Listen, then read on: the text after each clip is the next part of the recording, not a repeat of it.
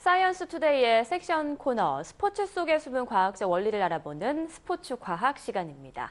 국민체육진흥공단 체육과학연구원의 송홍선 박사님 스튜디오에 나오셨습니다. 안녕하십니까? 안녕하십니까? 네, 오늘은 스포츠 중에서도 야구에 대한 이야기를 좀 중점적으로 나눠볼 텐데요.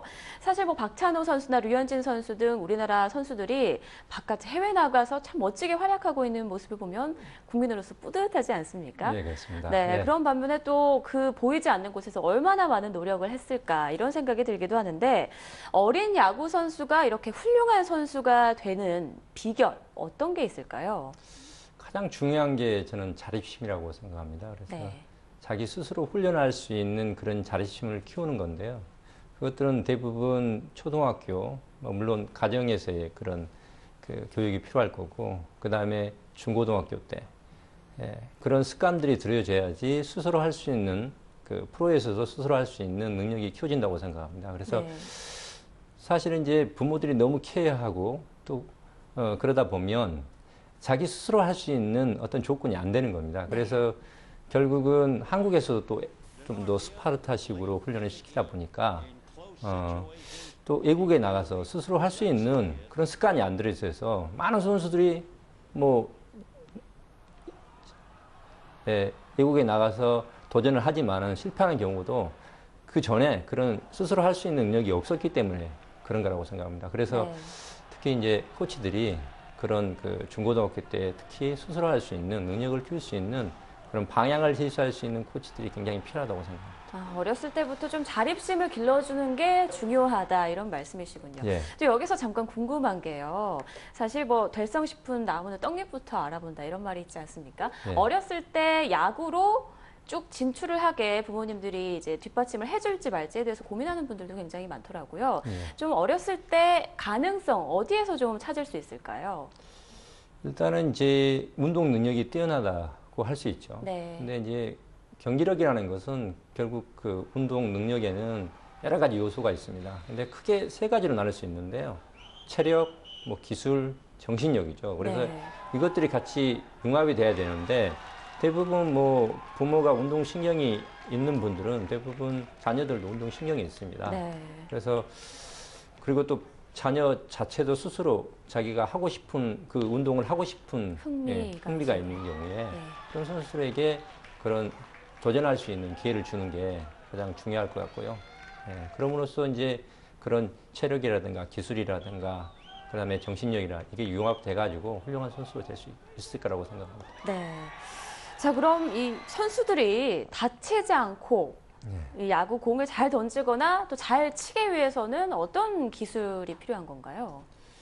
그냥 우리 스포츠 과학에서는 많은 선수들이 재활을 굉장히 많이 하게 됩니다. 저희 선수촌에서도. 그런데 그런 걸 살펴보면은 부상이 나기 전에 미련히 방지할 수 있는 시스템이 있는데 그걸 많이 가동 안 하는 것 같아요. 네. 그래서 고등학교나 중학교에서도 특히 프로에서도 마찬가지고 거기서 가장 중요한 거는 아주 베이직이지만은 아주 준비 운동을 잘해야 돼요. 그래 준비 운동은 내가 야구 훈련에서 많이 사용하는 근육을 미리 활성화시키고 또 한편으로는 야구 같은 경우는 때리거나 던지거나 이런 근육이 계속 늘어나게 되거든요. 네. 그러니까 늘어나 있는 상태에서 더 이상 힘도 쓸 수 없고요. 고무가 늘어난 상태니까요. 수축이 없잖아요. 그래서 그거를 다시 운동이 끝나고 나고 훈련이 끝나고 나면 다시 제자리에 돌려줘야 돼요. 그래서 그러기 위해서는 반대 운동을 굉장히 많이 해줘야 되거든요. 네. 그런 아주 기본적인 원칙을 지키면 부상이 안 가고 또 장기간 동안 프로에서 활동할 수 있을 거라고 생각합니다. 네. 그렇군요. 또 미국에서 요즘에 활약하고 있는 류현진 선수 저도 굉장히 즐겨서 그 경기들을 보고 있고 네. 또 최근에는 국내 야구 팬들에게도 아주 재미있는 경기가 많이 펼쳐지고 있지 않습니까? 그러면은 이제 류현진 선수의 저 팬으로서 네. 한 가지 또 여쭤보고 싶은 게 있는데 류현진 선수가 공을 더 잘 던지기 위해서 물론 지금도 아주 선전을 하고 있지만 어떤 좀 보완점이 필요한지 좀 말씀해 주시죠. 네, 물론 류현진 나름대로 선수 나름대로 그 스타일이 있습니다. 그래서 강한 아주 박찬호 선수처럼 그렇게 스피드한 볼을 던지지 않더라도 네. 컨트롤이 좋아서 경기를 운영하는 그런 묘미도 있는데 만약에 좀 더 빠른 볼을 던질 수 있으면 체인지업이나 커브나든가 이런 게 더 속일 수도 있고 상대방을 스트라이크 아웃 쉽게 잡아갈 수 있거든. 그다음에 자기 나름대로도 그 심리적으로 안정감을 더 찾을 수 있거든요. 그러기 위해서는 굉장히 등치가 크기 때문에 물론 한 번에 들어올 수 있는, 한 번에 힘을 쓸 수 있는 힘은 어느 정도 있습니다. 그런 등치가 큰 선수는요. 그러나 그 선수에게 100m 선수 같이 아주 빠르게 달릴 수 있는 그런, 그리고 이쪽에 있는 체간을 빨리 로테이션 할 수 있는, 고관절을 로테이션 할 수 있는 그런 달리기, 100m 선수와 같은 달리기 능력이 된다면 굉장히 빠른 스피드로 던질 수 있죠. 네. 그러니까 조금 더 빠른 스피드가 더 보완이 된다면 훌륭하게 더 잘 던질 수 있을 것이다 이런 말씀이시죠? 예, 그렇습니다. 네, 그럼 또 한 가지 여쭤보고 싶은 게 국내 프로 선수들 중에서 해외로 진출할 만한 어떤 기미가 보인다 이런 선수들 혹시 있으신가요?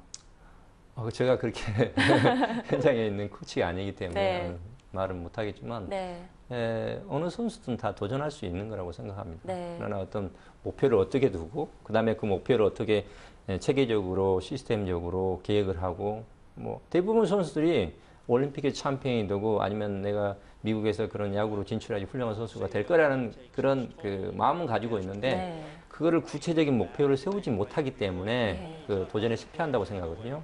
이렇게 그런 큰 목표가 있는 다음에 그런 구체적인 목표를 하루하루 실현해 나간다면 선수가 얼마든지 나올 수 있다고 생각합니다. 정신력이 무엇보다 중요하다라는 말씀이시죠. 아까 말씀하신 자립심도 연관이 있을 텐데 류현진 선수 보니까 뭐 정말 대범하고 긍정적이더라고요. 그런 것도 아주 크게 작용한 것 같습니다. 자, 그럼 운동선수들, 야구선수를 넘어서서 여러 가지 종목의 운동선수들에 있어서 어려운 기술들을 좀 많이 요하는 그런 종목이 있지 않습니까? 그런 기술들은 좀 어떻게 익히는지 궁금한데요. 예를 들어서 뭐 체조 선수가 공중에서 뭐 세 바퀴 행자들 한다거나 또 김연아 선수도 뭐 3회전 점프 이런 것, 세 바퀴 반 점프도 하고 이런 기술들은 어떻게 좀 익히는 건지 궁금하네요. 저도 굉장히 궁금했습니다. 스포츠 과학을 하면서. 저도 어느 정도 체조를 하면서 그 1회전 정도는 할 수 있고 그 다음에 어느 정도 운동을 할 수 있는데 그 어려운 회전을 하면서도 3번 비틀기를 한다든가 김연아 선수처럼 점프해서 3회전을 점프한다든가 이런 걸 어떻게 할까? 과학자로도 굉장히 궁금했어요. 그래서 많은 사람들에게 물어봤어요. 첫 번째 이제 지도자들에게 물어보니까 그 체조 지도자들에게 물어보니까 일단은 체조를 도움닫기 하기 전에 그 자세가 중요한 거죠. 도움닫기 자세. 그 다음에 달리는 거, 스피드. 그러니까 그 어떻게 보면 체조에서 그 어려운 동작을 하기 전에 그 기본 자세, 기본 베이직이 굉장히 중요하다는 거죠. 그리고 그거를 이미지 트레이닝을 해야 돼요. 내가 어떻게 그런 모션을 할 것이다, 어떤 동작을 할 것이다라는 거에 머릿속에서 미리 생각을 하고 패턴을 만들어야 되거든요. 생각하지 않으면 그게 행동으로 안 움직이거든요. 그리고 그 생각한 것을 그라운드에서 스폰지나 이런 데서 그거를 시뮬레이션 하는 거죠. 그러고 난 다음에 본격적으로 시도하는 거고요. 그 다음에 이제 그 역학적으로는 예를 들어서 김연아 선수가 3회전 할 수 있을 때 고개를 이렇게 들어버리면 무게중심에서 멀어지는거든요.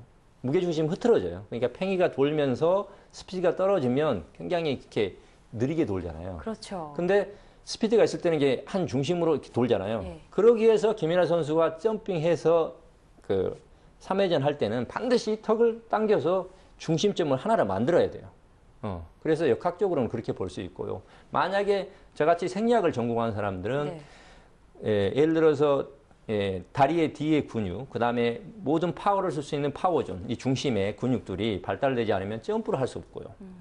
또 하나는 이제 심리적으로 봤을 때 그 표상화라고 그러는데 내가 그 동작을 어떻게 할 수 있는가를 잘 설명을 해야 돼요. 그렇지 않으면 그 동작을 할 수 없다는 거죠. 그래서 이제 그거는 아주 심리적인 거지만 그래서 뭐 어떤 우리가 오늘 인터뷰할 거다. 내가 어떤 내용을 할 거라는 거를 전체적으로 내가 그 표상화가 되고 그림을 그려져 있어야지 제가 인터뷰를 할 수 있는 것처럼 그런 심리적으로는 그런 요인들이 있다고 할 수 있겠습니다. 네, 뭐 역학적인 것도 물론 중요하겠지만 일단 머릿속으로 계속 구상을 하고 생각을 하는 게 중요하군요. 얼마 전에 뭐 김연아 선수가 TV 인터뷰에서 얘기하는 거 보니까 나도 그렇게 높이 빠르게 돌 수 있을지 몰랐다. 어느 네. 순간 그렇게 되더라. 이런 얘기를 하던데 네. 그런 훈련을 또 많이 거듭한 덕분인 것 같습니다. 네. 자, 그럼 이제 야구 얘기로 좀 다시 돌아가서요. 네. 야구 선수들에게 있어서 오래 달리는 심폐지구력이 가장 필요한 체력인가요?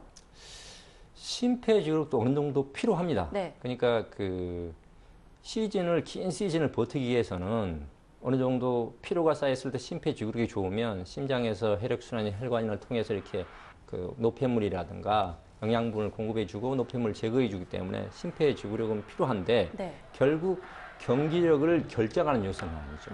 그래서 야구에서 경기력을 결정하는 요소는 빠르게 달린다든가 빠르게 달려서 캐치한다든가 아니면 빠른 볼을 친다든가 아니면 타이밍을 맞춘다든가 아니면 빠른 공을 던진다든가 그러기 위해서는 굉장히 무산소적인 스피드 있고 파워풀한 그런 요소들이 거의 90%를 경기력을 좌우할 수 있겠습니다. 그래서 네. 야구에서는 경기력을 좌우하는 그런 무산소적이고 스피드 있고 민첩성이 있는 그런 요소들이 메인 그 체력 요소라고 할 수 있습니다. 그렇다고 해서 심폐지구력을 너무 무시하면 네. 그 피로라든가 기반이 되는 그런 요소가 없기 때문에 그것도 10%지만 굉장히 중요한 포인트라고 할 수 있습니다. 네, 사실 류현진 선수가 달리기에 좀 약해서 스피드에 약해서 많은 또 어려움이 있긴 했었는데 그걸 또 뛰어넘는 다른 능력들이 많이 가지고 있으니까 또 활약을 하는 거겠죠? 예, 그렇습니다. 네, 알겠습니다. 오늘 재미있는 말씀들 고맙습니다. 네, 감사합니다.